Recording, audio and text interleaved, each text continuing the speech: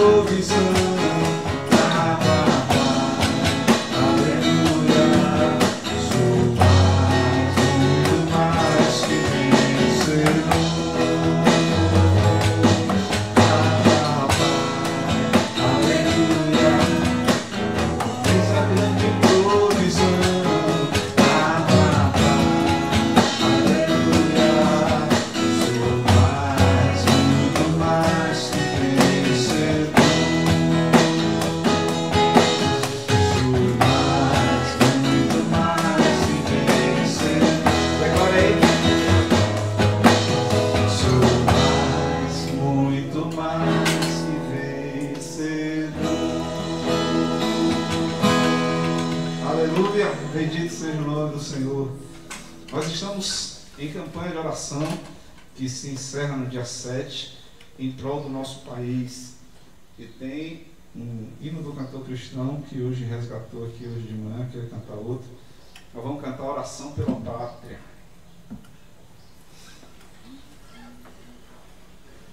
Acho que vai ser nessa tonalidade mesmo, né?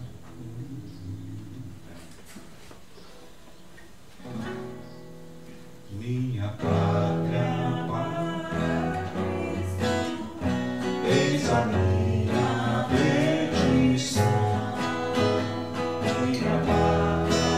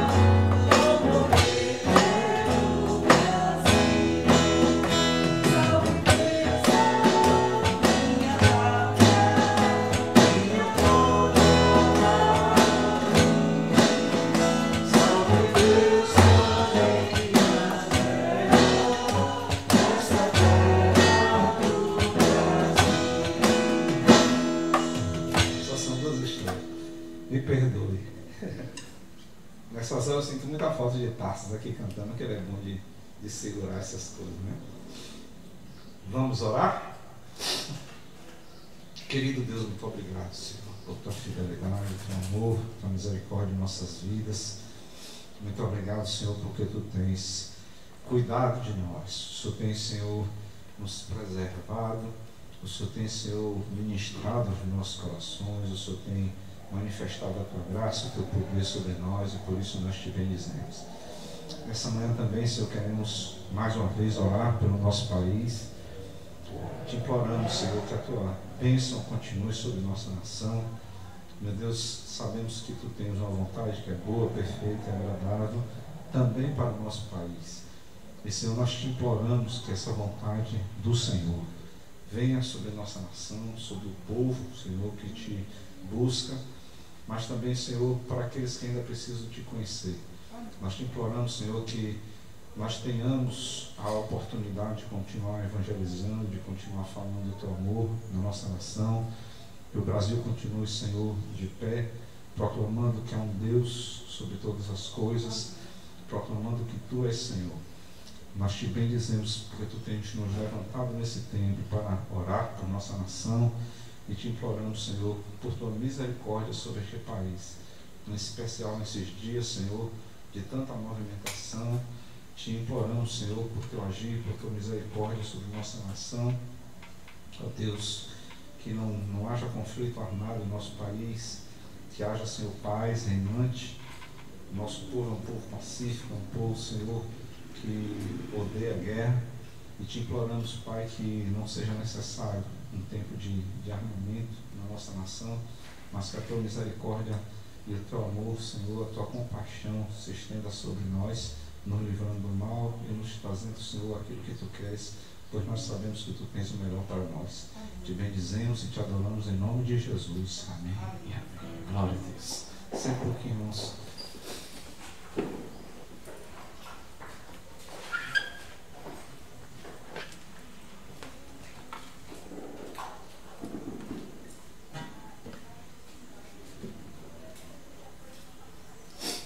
De noite, se a gente conseguir, se eu conseguir cantar, a gente vai cantar Meu Brasil, Grande Nação, Pátria Sublime.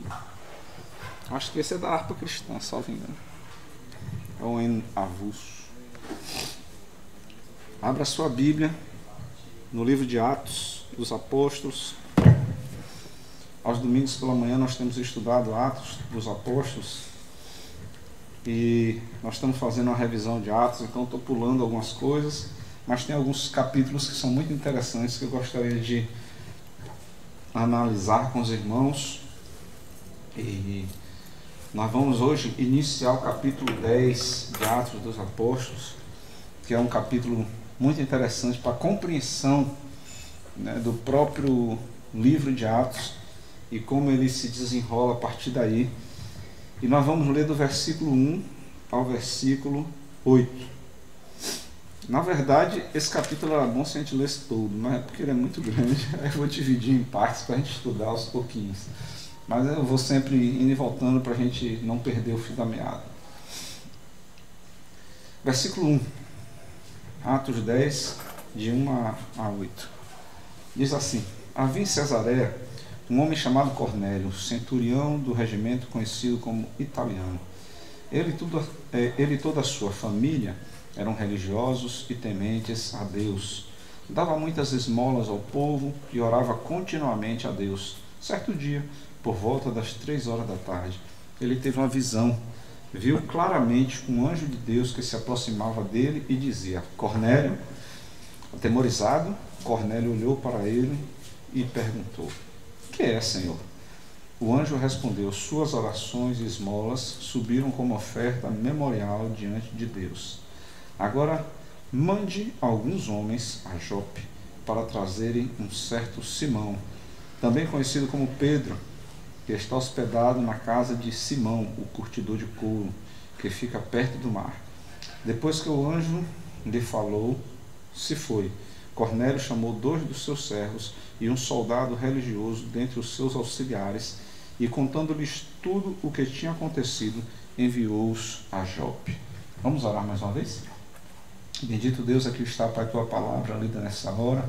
Te imploramos por discernimento e entendimento, que o teu Santo Espírito continue a nos falar mais uma vez nesta manhã, agora através da exposição da tua palavra, e que nós saiamos daqui mais uma vez tocados por ti, Senhor, e transformados para a honra e glória do teu santo nome, em nome de Jesus. Amém. Amém.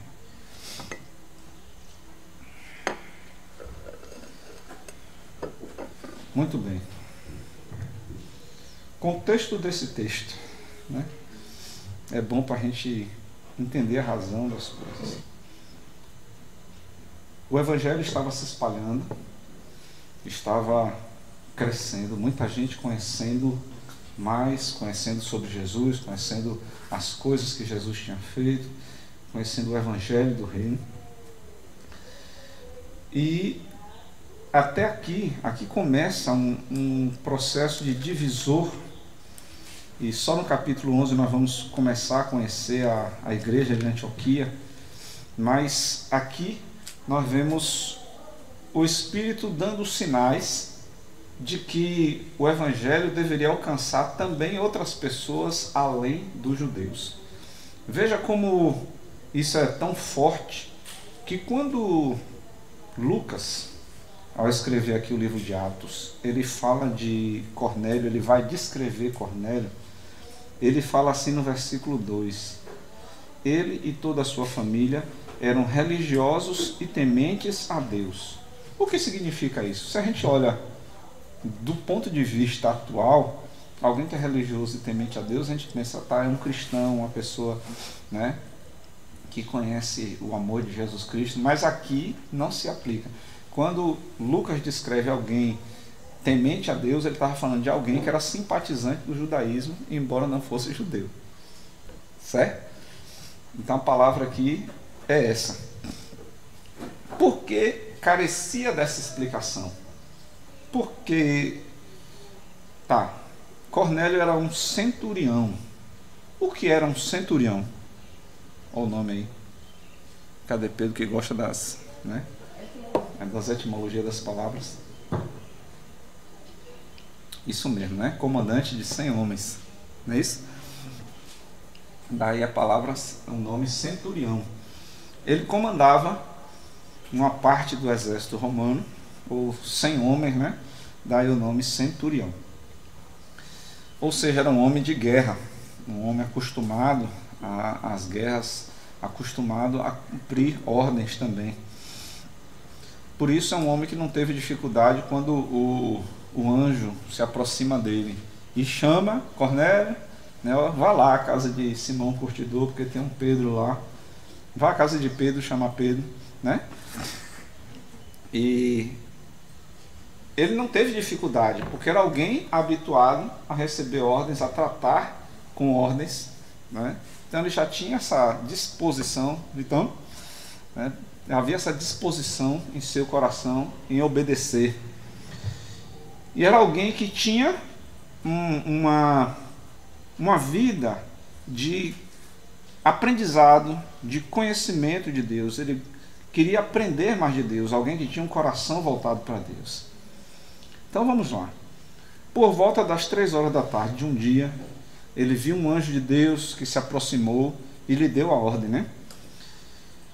Observou as orações, esmolas, e o versículo 5 traz a ordem. Agora mande alguns homens a Jope para trazerem um certo Simão, também conhecido como Pedro, que está hospedado na casa de Simão, o curtidor de couro, que fica perto do mar.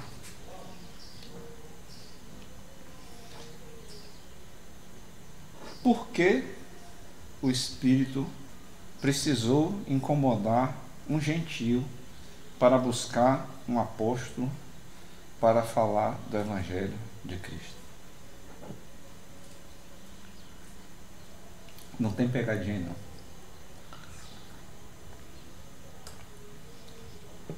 Porque os crentes não queriam falar para os gentios. Simples assim. Então precisou que um anjo chegasse lá e dissesse: ô meu filho, vá lá, peça para aquele rapaz lhe falar, porque ele tem um negócio para lhe dizer. Né? Irmãos, às vezes a nossa comodidade, ela incomoda o Espírito, a ponto dele incomodar, chamar outros para nos cutucar para falar do Evangelho. Esse texto aqui demonstra uma situação de comodidade. Surgiu de uma oportunidade, né? Jesus era judeu, nascido no meio de judeus. A sua obra toda transcorreu ali, principalmente com os judeus. A sua vida era no templo e etc. Então, nas sinagogas. O Evangelho de Cristo começou em meio aos judeus. Isso que veio de uma oportunidade, juntou-se a convicção que o povo judeu tinha de si mesmo, de ser o povo eleito, o povo escolhido. E quando essas duas coisas se juntaram, né, Jesus, o Messias, veio, o povo escolhido estava lá. Então, se eles fossem baianos, eles diziam, né, o resto que se lasca.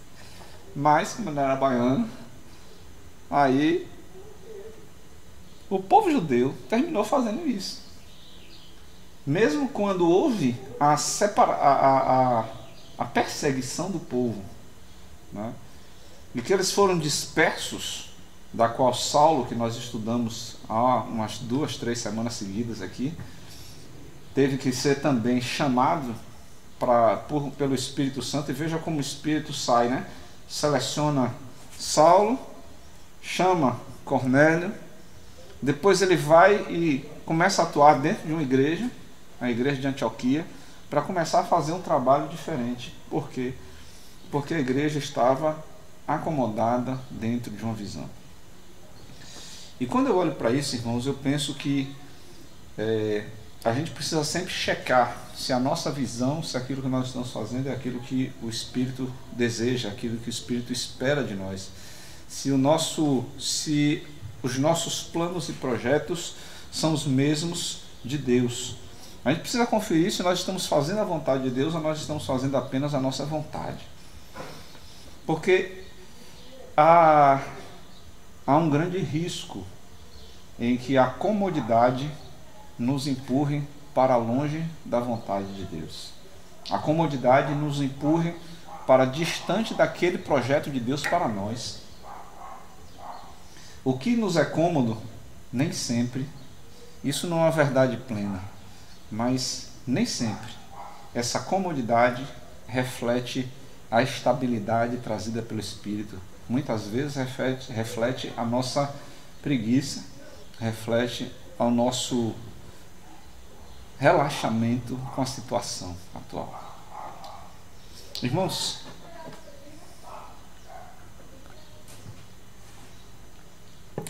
sexta-feira, dia 3, nós completamos 5 anos como igreja. Desses 5, 2 praticamente em meio à pandemia, né? Um em uma TTAzinha. E isso nos mostra desafios que nós temos, né? Isso aponta, nesse pouco tempo de caminhada que nós temos, isso mostra áreas que precisamos focar. Nós estamos num bairro residencial, em meio a pessoas das mais diversas convicções, e o Senhor nos plantou aqui, né? Por que aqui e não, sei lá, acolá? Por que aqui? Talvez se nós fôssemos para outros lugares, nós tivéssemos mais gente, mas o Senhor nos escolheu, melhor dizendo, nos plantar aqui. O nosso chamado é para essa região, e nosso desafio é trazer o Evangelho de Cristo a pessoas também dessa região, né? Principalmente aos nossos amigos. Eu creio muito no evangelismo relacional, aquele evangelismo das pessoas que estão perto da gente. O Senhor sempre coloca pessoas perto da gente que precisam ouvir do Evangelho de Cristo. E esse é o nosso desafio. Eu espero que o Espírito não precise tocar Cornélios aqui na região, porque não estão ouvindo da nossa parte. Eu espero que o Senhor levante entre nós pessoas como os membros de Antioquia, que evangelizaram aqueles que não eram o padrão. Eles foram atrás daqueles que não eram o costumeiro, daqueles que não eram os tradicionais. Eles foram atrás. E muitas vezes eu me ponho a refletir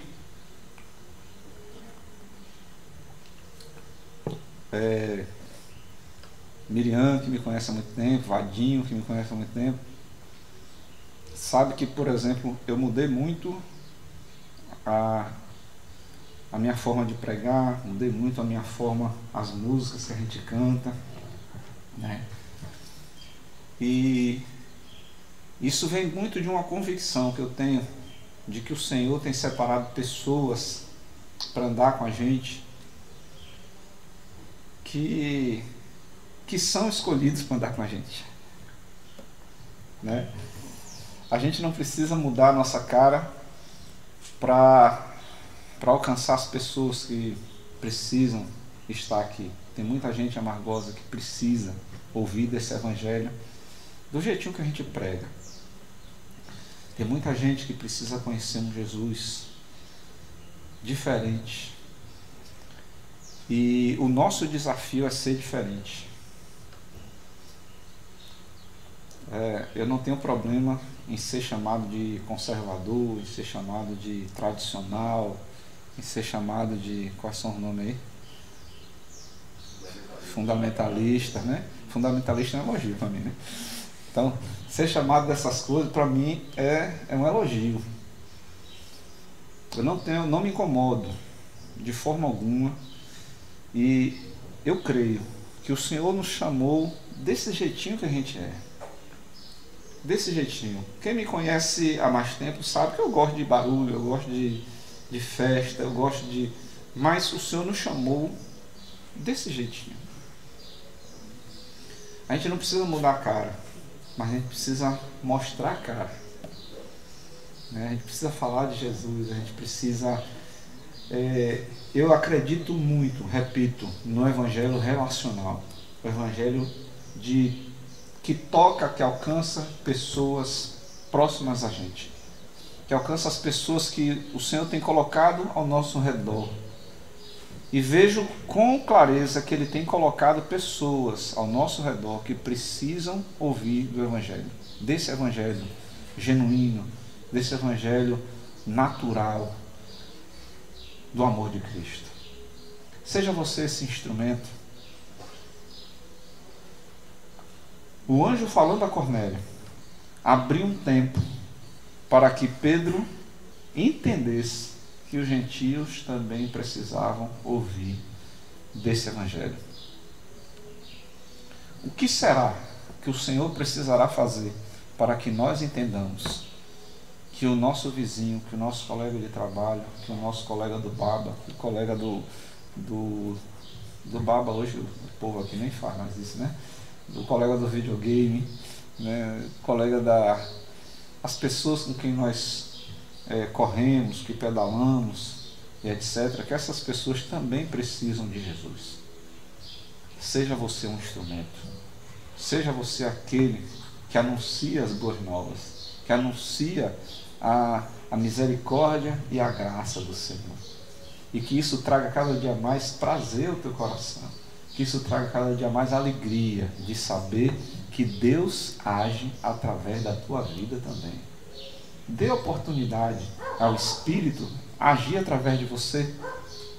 Quantas vezes nós ficamos descrentes com aquilo que nós podemos realizar, mas a verdade é porque nós sempre pensamos: eu tenho tais e tais e tais limitações, talvez eu não fale muito bem, talvez eu não seja desinibido, talvez... E você pensa nas suas limitações, mas dê a oportunidade para que o Espírito mostre o que Ele é capaz de fazer através da sua vida. Deixe o Espírito Santo de Deus agir através de você e veja quantos milagres você presenciará, principalmente através de salvação de vidas. Seja você um portador de boas novas, seja você alguém que leva boas novas por onde você passar, e veja quantos milagres acontecerão. Vamos orar a esse respeito? Querido Deus, nós te exaltamos e te glorificamos, porque temos visto os teus milagres, temos visto as tuas maravilhas. E, Senhor, ao completar esses 5 anos, nós entendemos que o Senhor nos plantou aqui neste lugar com um propósito. O Senhor nos plantou aqui neste lugar, Senhor, com o propósito de alcançar, levar o Evangelho de Jesus Cristo a pessoas desse bairro, trazendo, Senhor, uma palavra de vida, trazendo uma palavra de transformação, trazendo uma palavra de mudança às pessoas deste lugar. Por isso, Senhor, nós te imploramos por coragem, nós te imploramos, Senhor, por sabedoria, nós te imploramos, Senhor, por graça. Graça no falar do teu Evangelho. Graça, Senhor, para alcançar essas pessoas com o teu Evangelho, o Evangelho redentor e salvador de Jesus Cristo. Nós te clamamos, Senhor, para que nós possamos vivenciar as maravilhas do agir do teu Santo Espírito através das nossas vidas. Que no abrir da nossa boca, Senhor, nós vejamos maravilhas acontecendo, pessoas se rendendo a Ti, pessoas, Senhor, conhecendo o Teu Santo Evangelho, e pessoas mudando de vida, pessoas sendo transformadas para a honra e glória do Teu Santo Nome. Nós sabemos que famílias aqui neste bairro carecem do Teu agir, do Teu mover, Senhor, e nós queremos ser Teus instrumentos para levar essas boas novas. Nós queremos ser Teus instrumentos para a modificação, Senhor, para a transformação de pessoas aqui, através do Teu Santo Espírito. Age através das nossas vidas, que nós sejamos, Senhor, aqueles que vão, aqueles que anunciam, aqueles que veem os milagres acontecer. Essa é a nossa oração, em nome de Jesus. Amém e amém. Que o Senhor, pois em Cristo, nos abençoe, e que Ele continue a operar maravilhas em nossas vidas. Essa é a nossa oração. Que Deus te abençoe. Às 18 horas estaremos aqui novamente, segundo a misericórdia de Deus, pontualmente às 18 horas.